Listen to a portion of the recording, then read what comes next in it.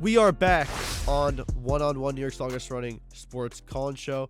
We now welcome Matt Murphy to the show. Matt is a WFUV alum. He's done play-by-play for the Delaware Bluecoats and Alvernia football, and most recently for the Philadelphia 76ers. Matt, thanks so much for joining us.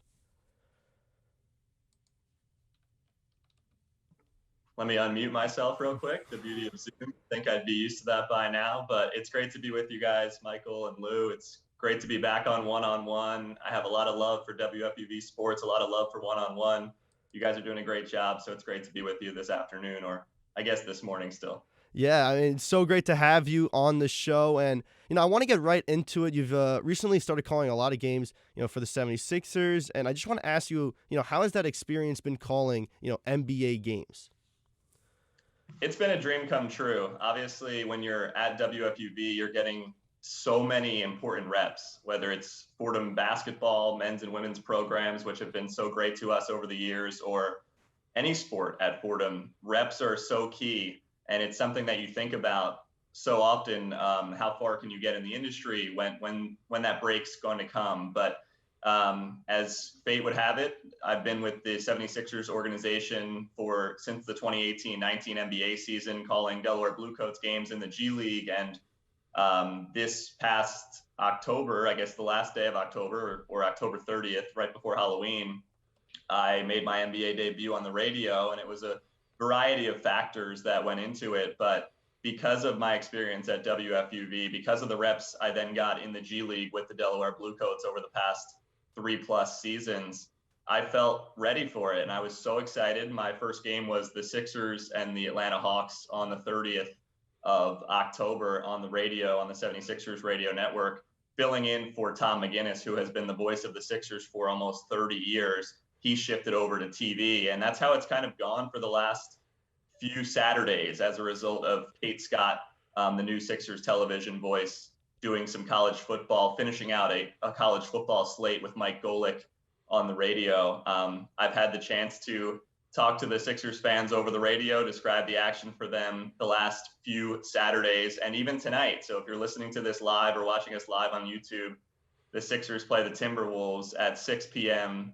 tonight. It's a home game for the Sixers. I'll have the call on the 76ers radio network. So I'm really excited.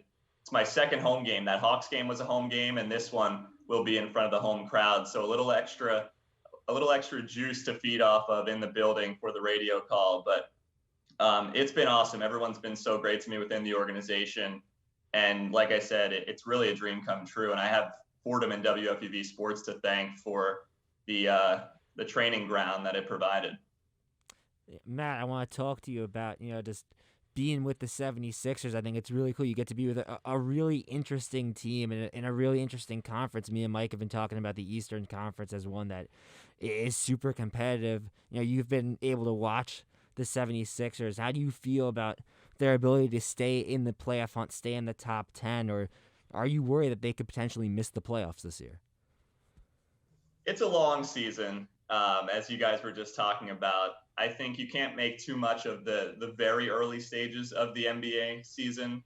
There's always players and coaches and media members talking about, when do you begin to evaluate an NBA team? Is it 10 games? Is it 15 games? Is it 20 games? And while we're sort of in that window, I just think it's such a long season. I have been impressed with what I've seen from this 76ers team that has mostly been shorthanded at times, with different players missing different stretches of games.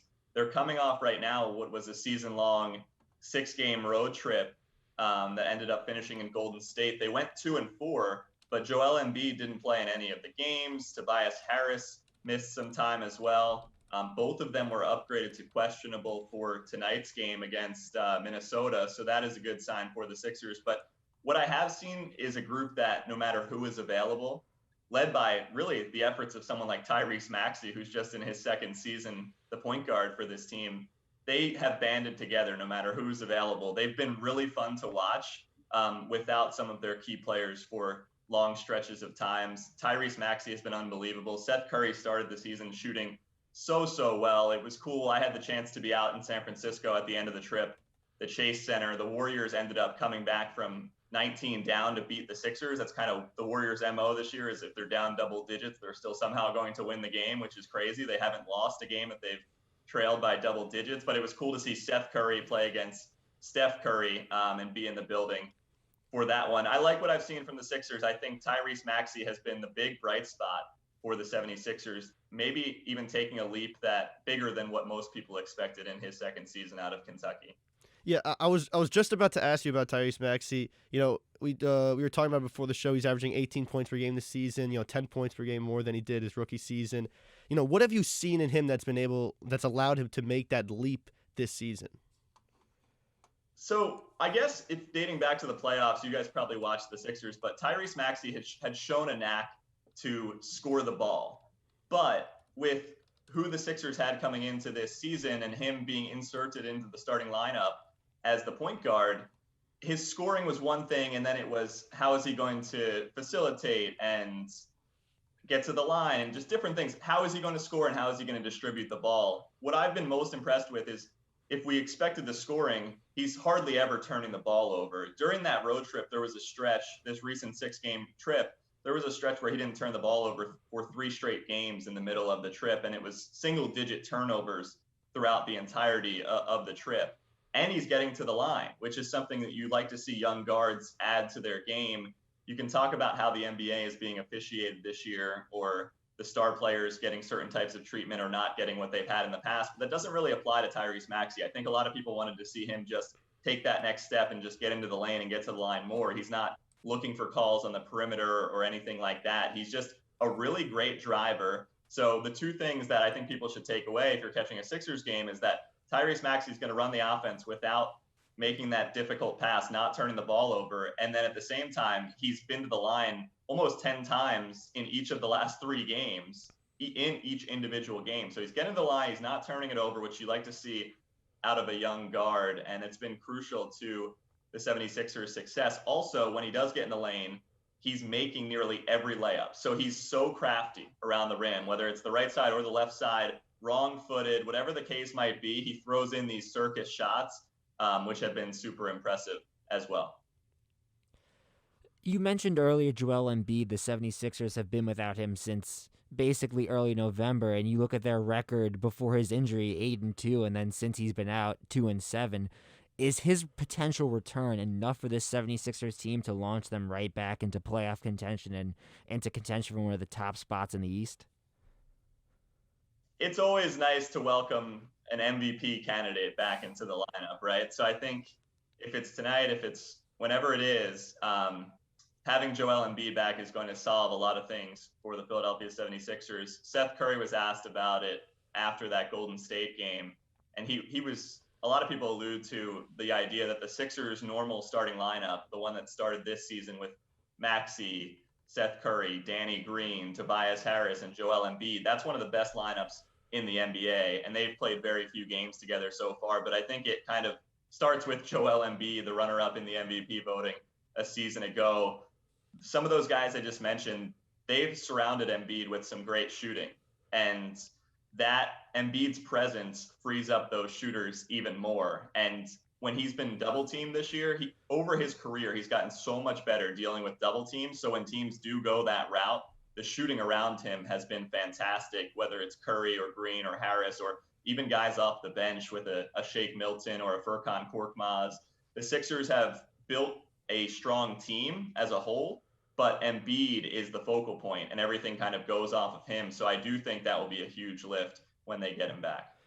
Matt, doing a lot of games for the Delaware Bluecoats and now, doing some games for the Philadelphia 76ers, has there been an adjustment maybe you've had to making that transition from the G League to the NBA, calling those games? Maybe, something you've had to, change about the way you call games, or have you kept it mostly the same going from the G League to the NBA? I love that question. Because there are some differences. And I think for our Fordham audience, let's even go back to when I was calling Fordham games on WFUV 90.7. Like the college game, the shot clock's longer. We're doing it for radio. So sure, you still got to be quick and precise and accurate. But my transition went from calling Fordham games on the radio to G League games with the Delaware Bluecoats on the TV side. So I had a little bit more time to story tell and things like that. You're not painting the picture and describing every action between calling a game on radio versus calling it on TV. But the game is much faster in professional basketball. So my first couple times calling G League games, I was not blown away, but I noticed the speed of a professional basketball game and what it takes as a broadcaster. So the reps that I got at Fordham gave way to the important stuff I did in the G League and still do, because that helps you with the speed of the professional game. And then I've gone back to radio. Over the years, I've called some Bluecoats games on the radio, but I've mostly been doing their TV broadcasts. But with the Sixers games on the radio, some of these teams can really get up and down. And now I'm thankful the 76ers are technically, I think, still at the bottom of the league in terms of pace this year. So when I get on the radio, the way they want to play is very deliberate. So that gives me a little bit more time, but any NBA team 1 through 30 is going to get up and down. And there are stretches within each game when you're trying to paint the picture. And for Marty Glickman, the godfather of basketball play-by-play, consider the listener, and you want to give them every action that happens on the court. The NBA game certainly makes you work at different points, whether it's the middle of a game and the guys are getting up and down. The Sixers played the Bulls in one of the broadcasts that I did, and a Lonzo Ball alley-oop pass in transition can happen really in the blink of an eye. So I'd say the speed of the game is really the difference, but it's interesting that I've called games at these different levels: college basketball on the radio, G League on both TV and radio, and now some NBA opportunities on the radio. You have to be ready. You have to, as Chris Carino, a WFUV alum, has told me and so many others, the radio voice of the Brooklyn Nets, a key is to emphasize the result of a shot on the radio. And when you're considering the listener, like Marty Glickman would say, you want to make sure that you have everything leading up to that shot attempt and then emphasize the result of the shot. Because people, what do they need when they're listening to a basketball game on the radio? They're going to want the score. They're going to want where the game is at time-wise. They're also going to want to know if a shot went in or not. So everything leading up to that, you have to be on the ball with the passes, and you have to get that shot attempt and leave a little bit of space so that you can emphasize the result of the shot. That's something that I got from the radio voice of the Brooklyn Nets and a kind WFUV sports alum, Chris Carino.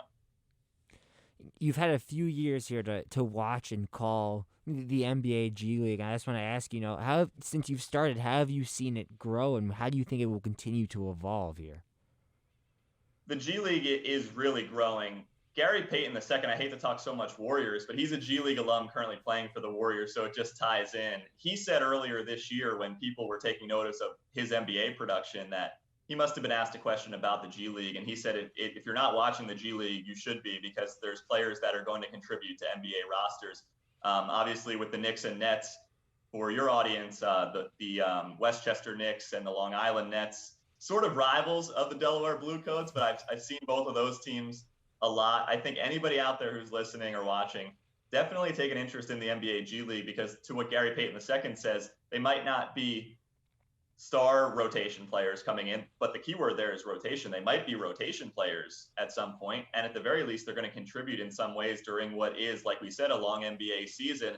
A good example is today, earlier this morning, the Sixers assigned Paul Reed, who was the MVP of the G League last year, to the Delaware Bluecoats to play this afternoon in the Bluecoats game in Delaware, and then he'll be recalled by the Sixers after the game. And I don't know if he'll definitely be in Philadelphia on the bench tonight, because I don't think the timing will match up if the Bluecoats play at 1 and the Sixers play at 6. But the point is, a lot of these G League teams are very close to their NBA team, and they're sending high-quality players to play with the G League team. It's not just players that are hoping for their NBA break. It's more so a training ground for players already on NBA rosters, whether they're being assigned like a Paul Reed, who had a great season last year for the Bluecoats, or they're on a two-way contract and they are allowed to go back and forth between both teams. I think the addition of the two-way contract in the NBA, as well as it becoming more common for NBA teams to assign rostered NBA players on any given night in the G League, you're going to see 2, 3, 4, maybe 5 players currently on that team's NBA roster. getting their work in and playing about 30 plus minutes. So it's good for the fans and it's good for these players to be able to play extended minutes and work on their games. Matt, before we let you go, I want to ask you one quick short question about your time at WFUV. Is there a favorite moment you have here at the station, maybe calling a game or in studio? Just one particular moment you had at the station that you might find as your favorite. Calling the A10 tournament game my senior year, Fordham men's basketball, was fun because that was at the Wizards arena. So being in an NBA arena, anytime you get to go to a neutral site for a tournament type atmosphere, it was Fordham and George Washington. So maybe calling a game, I remember that one. I remember, and I think a lot about the trip to Jamaica with the Fordham men's basketball team. Another great thing about WFUV is traveling with these teams, going to their early season tournaments and being a part of the group and feeling like a part of the program and delivering that across in your broadcast. So Fordham in Jamaica, they played Florida State and Tulane, and I had those calls on the radio. Florida State had a 7'4" center named Chris Kumaji a few years back when we were in Jamaica, who a couple years later would be the Bluecoats center in my first year calling games in the G League. So it came full circle in that sense. But yeah, there's so many games, there's so many moments at WFUV that you don't get anywhere else. WFUV Sports provides those types of things, and it's not just play-by-play. It's all aspects of being a media member, and it has served me very well. Got to go to the Super Bowl and cover it as a reporter when the Eagles, I'm from South Jersey, grew up around Eagles fans. I consider myself an Eagles fan, even though my dad's from New York. And I got to cover the Super Bowl in Minnesota that the Eagles beat the Patriots. So just various opportunities that have helped me get to this point. And they were all at WFUV Sports. Matt Murphy, play-by-play broadcaster for the Delaware Bluecoats and Alvernia football, as well as the Philadelphia 76ers. Be sure to check him out and follow him on Twitter at MattMurphy04. If you want to listen to more from Matt, check out our episode on Off the Air with Matt. Matt, thanks so much for joining us. Thanks so much, guys. Appreciate it.